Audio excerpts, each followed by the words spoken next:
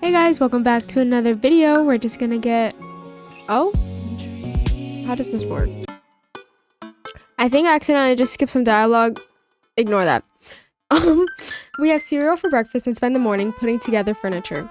Amanda is much better at interpreting the tiny manuals. We're able to put together a few shelves and one desk, but I'm pretty sure it was supposed to be a bookcase. So, you excited for the cookout today? Excited to beef up my grilling skills. If there's food, I'm excited. I think this one. That's so valid. I'm all over those terrible store-bought sugar cookies that everyone brings to parties. Yeah, those are bad. Which means there are more for me. Don't you want to meet some of the people in the neighborhood? I'll probably end up standing uncomfortably in the corner with a plate of food and hope that nobody talks to me. Dad, you're a beautiful work in progress. We will get that butterfly to emerge from the cocoon. The social butterfly. Well, we better start getting ready. We definitely don't want to be late. What? No, we have to be fashionably late. Who shows up to a cookout on time? You know what? We're going early, just because you said that. I head out the door, and Amanda reluctantly follows. We walk across the street to Joseph's house with a store-bought veggie plate. I'm a terrible cook if it doesn't involve a grill. I guess we're not as early as we thought we were. Joseph's backyard is already packed with people, and the smell of hot dogs wafts through the air. Small children run through a sprinkler, and adults chat in small clusters. I set our veggie plate down on a table next to the two other veggie plates. Hey, there's Joseph. I wave to get his attention. The moment he sees us, he jogs over, arms open wide. Welcome, I'm so glad you two are here. And you brought veggies. Let me introduce you to my family. Kids, come on over here. This is Chris, my eldest. Hi. This is Christian and Christy. They're twins. Okay, I'm sensing a theme. They stare creepily and say nothing. Then, of course, there's our youngest. What? Krish? Wait, where's Krish? Maybe Mary put him in his crib. Oh my god. This is a plot twist. Oh no, it's the woman from the bar the other night. What is she doing here? Oh, and how could I forget my lovely wife, Mary? Mary, the girl who tried to hit on me the other day? Joseph pecks her on the cheek. She smiles. Ah, Mary, sweetheart, did you put Krish to bed? I'll have to go look for him. What? You'll have to... Joseph takes a moment and regains his composure. Mary, this is our new neighbor, Jen and his daughter, Amanda. I'd shake your hand, but I have a glass of wine that I need to tend to. I love her. Nice to meet you, Mary, for the first time. Charmed. Well, I have to go over there now. Mary leaves. Oh god, this is so awkward. I wonder if Joseph knows. I wonder if Mary knows that Joseph knows. I wonder if Joseph knows that Mary knows that I know. Does Mary even remember who I am? Good thing I turned her down. That would have been even more awkward. It takes all of my energy not to run away from the barbecue and start fresh in a new city. Ha ha ha, my wife has a wonderful sense of humor, but please, you two, enjoy the barbecue. All the guys are really excited to meet you. I'm excited to meet them too. Amanda and I mill around and try some of the food spread out on the table. I pick at some deviled eggs. Amanda grabs a small paper plate and immediately begins piling it with baked goods. Ugh, I don't want to have to make friends. Come on, Dad. Who are you going to party with when I go off to school? But I don't want to have to do pleasantries. Dad. They're going to talk about weather. Go. Do it. Make a friend. But how could I possibly abandon my only child at a social function? That's bad parenting. This plate of cookies is my new dad. Bye. Amanda shoves me into the center of the yard. Well, here goes nothing. I look around the party and I'm surprised to see some familiar faces. Isn't that the barista from the Coffee Spoon? Oh dang, Robert's here? Didn't that guy throw a frisbee at my head?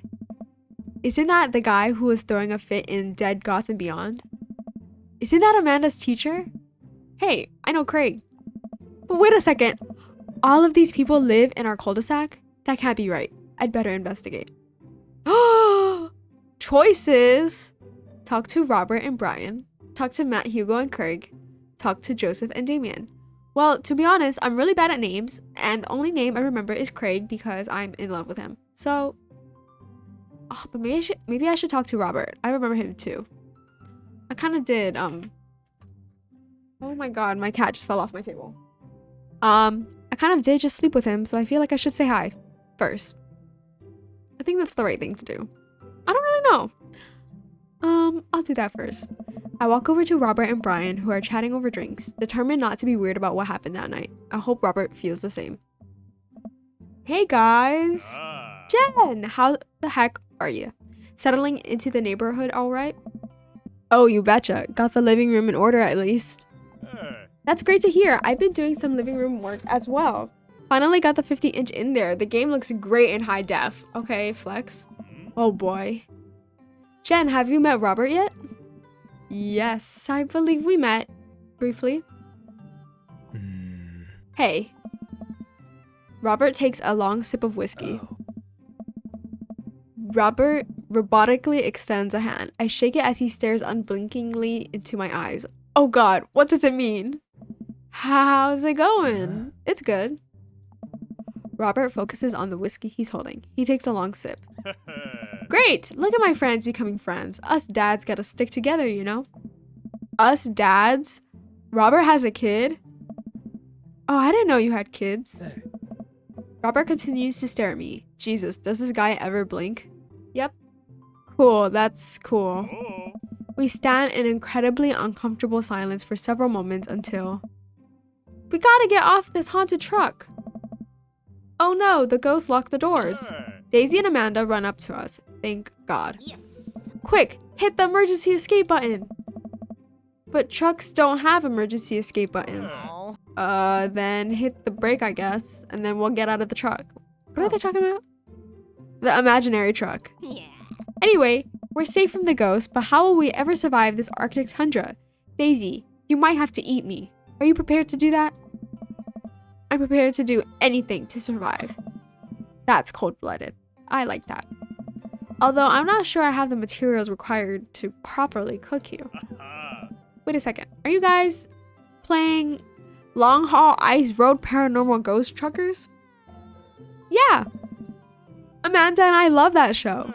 It's the best. Especially that episode where Callum hides Flint's keys and Flint retaliates by breaking an ancient cursed urn and sending the spirit after him. Yeah, oh my god. There's so much happening. It's such quality reality television. Alright, Daisy, I found us a couple bugs. They're gonna make a great meal. Lots of protein. Gonna keep us from starving out here in this harsh, icy wasteland. But there's a whole table of food right over Daisy, it's a game. We're playing pretend. It's what kids do. Live a little. Amanda gives Daisy a handful of gummy worms from the snack table. They eat them with mock disgust. Let's go find kindling for a fire. Okay, but not an actual fire. Because we're playing pretend? Now you're getting it. Daisy and Amanda run off. What a cute couple of kids. I turn my attention back to the conversation, but wait, where did Robert go? I skim the party and finally find him in the corner talking to Mary. Does he not want to talk? Robert, please, I'm sorry. Man, I've never seen her get along with anyone so quickly. I snap out of my Robert-induced haze. I guess Amanda just sort of has a way with kids. That's kind of amazing. Daisy doesn't really get along with kids her age. It's nice that he's not trying to one-up me this time. Maybe we can have a regular friendship after all. Really? She just kind of keeps to herself. Her teachers say she spends every recess in the library. I think the other kids are intimidated by her intelligence. There it is. I wouldn't worry about it too much. Amanda was shy at Daisy's age too. She used to have a habit of crawling under tables and crying every time we took her to a restaurant. She bit people too. Oh ho ho, kids, right? Gotta love them. You're required to by law. Well, since we're getting along so well, maybe we should try to put together a little play date for them. Yeah, that'd be nice. Well, I don't want to take up too much of your time. Go meet some of the other fellas. I'll talk to Matt, Hugo, and Craig. Honestly, these are low-key the hotties. I'm not gonna lie. Anyways, Matt and Hugo seem to be embroiled in an intense discussion. Craig looks on, smiling politely. I walk over to say hello. Well, I don't think it's fair to try and compare two art movements like that. Periods in art. My mouth hurts. Matt and Hugo seem to be so busy talking that they don't notice me. Craig leans in. Dude, I have no idea what's happening. I'm gonna talk to Craig. I'm sorry. I turn my attention to Craig, who seems a little more attentive to my existence. How'd resistance training go the other day? Oh god. Great! Little River here is a great cheerleader, aren't you, tiny bro? Craig grabs River's arms and waves them around. Oh. You can do it, Dad! I'm so proud of you! I'm sorry for pooping on you. She must be a handful at that age. Oh, they always are. Dude! But it's so worth it. Craig grabs River's arms again and waves them around. Oh. How you settling in? Almost done. The new place is perfect. I never get too comfortable. I like almost done. There's still a few odds and ends to take care of before I can really call myself settled, but I think we can upgrade the situation to livable. We did livable throughout the entirety of college. Yeah, my goal was for Amanda to live the sort of life that didn't involve eating spoonfuls of ranch dressing as a palate cleanser between different types of pizza. She still does, though. Hey, she takes after her dad.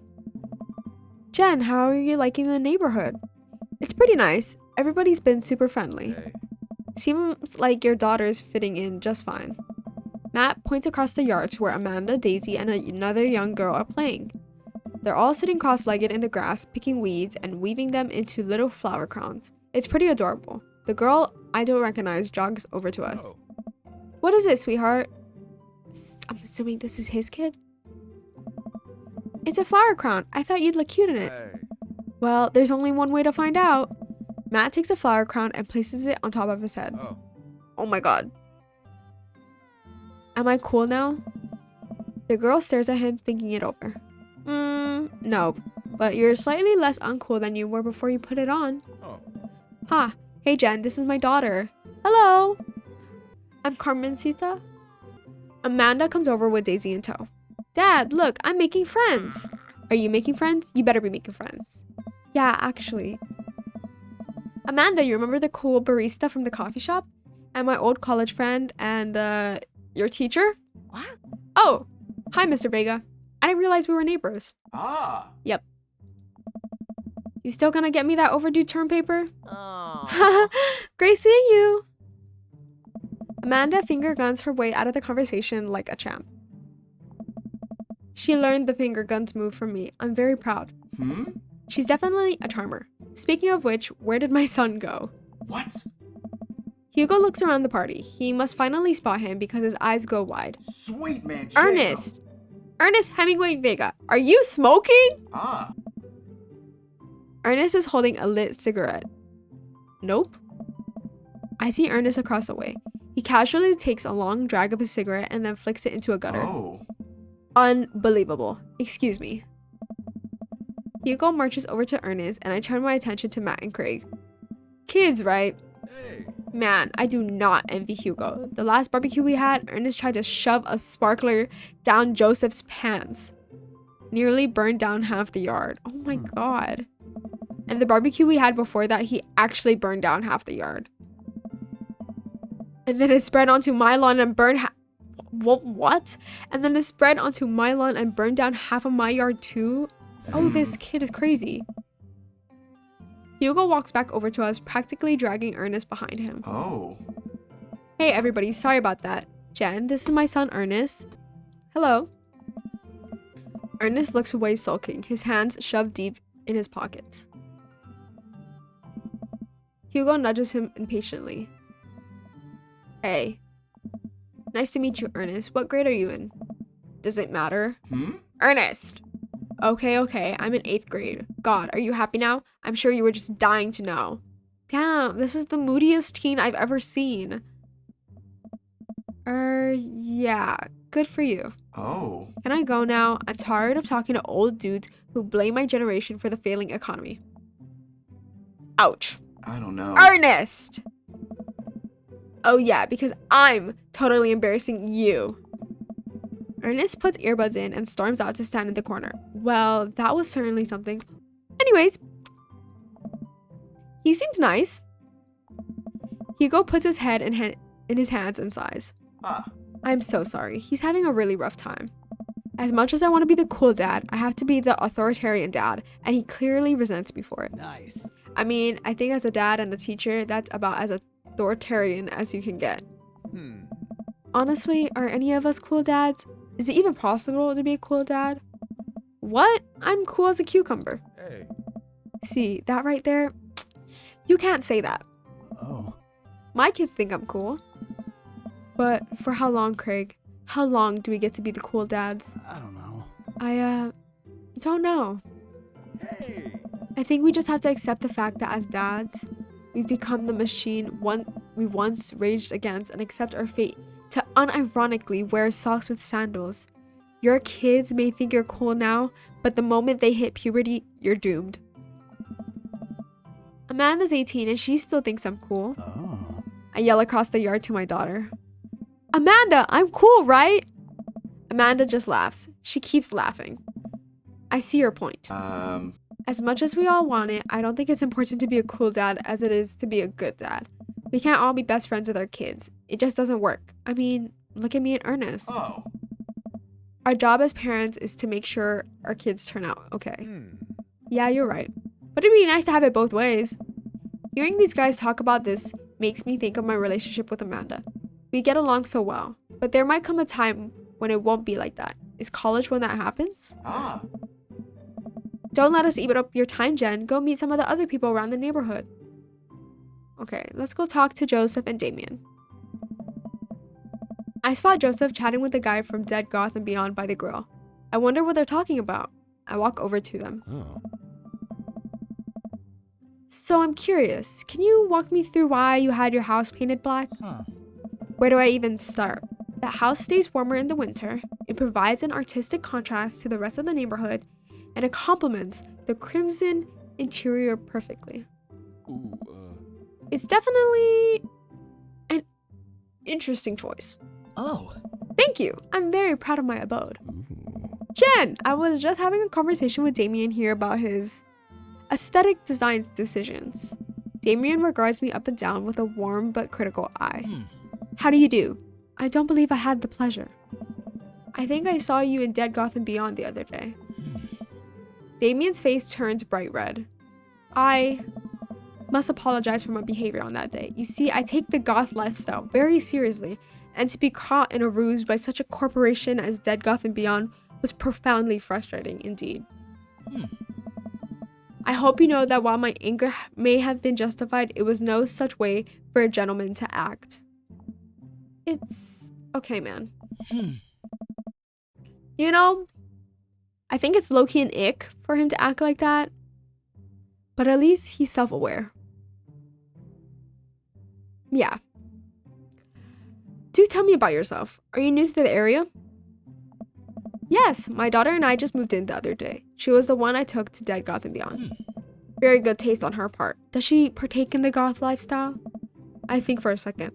I look over to Amanda, who's hanging out with some of the older kids in the neighborhood. What? Hey, Amanda, would you consider yourself goth? Amanda yells back. Oh my god. I wouldn't necessarily try to fall under one specific label, but I guess if I had to choose, I would describe myself as twee hipster with some normcore leanings. Bats are cool though. Ah, pity. Oh. Are you enjoying the party so far? Oh, definitely. Thanks so much for putting this on. It's nice to be in a cul-de-sac where everyone is so friendly and welcoming. Yeah. Amanda walks up to the conversation. I also like The Lost Boys a lot. Really good movie. Does that count as goth? Oh. That I would, my dear. I don't believe we had the pleasure of meeting. Damien Bloodmarch at your service. Damien finishes the sentence with a flourish and a bow, producing a single rose and offering it to Amanda. Amanda blushes and returns the gesture with a curtsy. My, do you know how to treat a lady? Hello, Amanda. Seemingly out of nowhere, Joseph's twin kids appear. Are they speaking in unison? What? Hey! Won't you come play with us? Come play with us forever. Guys, enough with the creepy twin shtick. We've talked about this. Oh. Christian and Christy slowly back away. Where do you think they got that from? Mary pops into the conversation, wine in hand. I don't know. Mary takes a long sip of the wine. I think I might have taped over a VeggieTales VHS with The Shining. Who knows? She takes another sip of her wine. Where's Krish? Come on. Wasn't he with you? You had him a moment ago. He's probably stuffing dirt in his mouth. He'll be all right. Toddlers are pretty resilient. Mary tips her glass to me. Ain't my first time to the rodeo. It's my fourth. I have squeezed 4 little... Sweetheart, would you do me a favor and please find Krish? That would be great. I'm sure he's fine. Mary. Hey. Okay, jeez. Mary finishes her wine and wanders off. Dad, can we go now? Lucian. Is that how you pronounce that? Lucian? I think Lucian. Have I introduced you to Jen yet? Hey, it's that punk from Amanda's school. Oh my god. How small is this town? I remember you. Whatever. That's no way for a young man to speak to his elders. Be polite. Lucian bows. Whatever, sir. Lucian bows again. Mr. Christensen, may I have a veggie burger, sir? Coming right up, bud. Are you vegetarian? Yep. Make that 2 veggie burgers. Did you know that some people in the Victorian era were vegetarians? They described carnivorous type people as bloodlappers. Dad. Aye. That's really interesting, Damien. Joseph turns to the grill. Just a hint of a tattoo peeks out from underneath his sleeve. I can't believe I didn't notice it before. It looks like the bottom of an anchor. Whoa, is that a tattoo? Hey. Yep. I wasn't always a youth pastor, you know. He's a youth pastor? I'm sorry. Anyways. Oh, that's so cool. Want to see mine? Oh my. What? Lucian pulls back some rubber bracelets, revealing a lopsided 666 in black ink. I saw that earlier. My buddy gave me a stick and poke tattoo last week. I think it's healing up pretty good. Lucian! We'll talk about this later. That's pretty cool. What's the significance of the tattoo? I don't know. I just thought it looked sick. Well, in my opinion, the only reason you need to get a tattoo is because you want one. Careful though, that number carries weight. Man, Joseph is a way cooler youth pastor than I thought. I just figured youth pastors popped out of the womb with the Bible. I wonder what he did before preaching. You know, I honestly thought the same. And without further ado, let's work some magic. Joseph closes his eyes, takes a deep breath, and gets to work. With the greatest of ease, he sets patties on the grill, flourishing as he flips his spatula in the air. It's easily some of the best grill work I've ever seen. You guys think this is my first time in front of a grill? He's working faster now, effortlessly tossing cheese onto patties and perfectly grilling onions on the side. One after another, the dads take notice and crowd around Joseph to admire his masterful technique. You probably didn't know this, Jen, but Joseph's known around here for his grillmanship. He's ungrillable. Hey. I try to get on his level, but I just can't catch up. Let us keep studying. He has a rare quality about him. Mustard, we keep talking about this. Can't we just appreciate the artist? Damn, even Robert's getting into it. I've never seen him make a mistake. Oh. Okay, we need to stop. This is getting too cheesy. Please stop. My throat is becoming sore. All of the children at the party boo the glorious display of puns in unison. Yeah. Alright guys, the food's ready. Please form an orderly barbecue. Amanda groans. We all grab our food and hang out, enjoying perfectly cooked cheeseburgers. Hey. Man, it's so wild how all of us dads live in the same cul-de-sac. Hey. Kinda nice, isn't it? It feels like there's a real community here. Totally helps when you're just a single dad trying to raise a kid. We're happy to have you here, man. I think you're gonna like this neighborhood a lot. I do. Plus, Amanda seems to be getting along with all of the kids. If she decides to get into the babysitting game, she'll really make a killing. Hey, why don't you add us all on Dadbook? Dadbook? Yeah, it's a great social network for dads to keep in touch with each other. We're all on it, so if you ever need to reach out to anyone, that's the simplest way to do it. Sorry, I'm just an old-fashioned dad. Social media goes over my head sometimes. Don't worry, Pops. I'll help you figure it out. The rest of the barbecue goes smoothly. We all trade stories and drink beer as our kids play on the lawn. Amanda breaks up a fight between Carmencita and those weird twins. I think they wanted her soul. Oh my god, I finished chapter 1! Okay guys, since that was the end of the chapter, I might end this video here. I don't know if it's short or not, but yeah, we went to cookout. Nothing crazy happened. I'll see you guys next time. Bye-bye.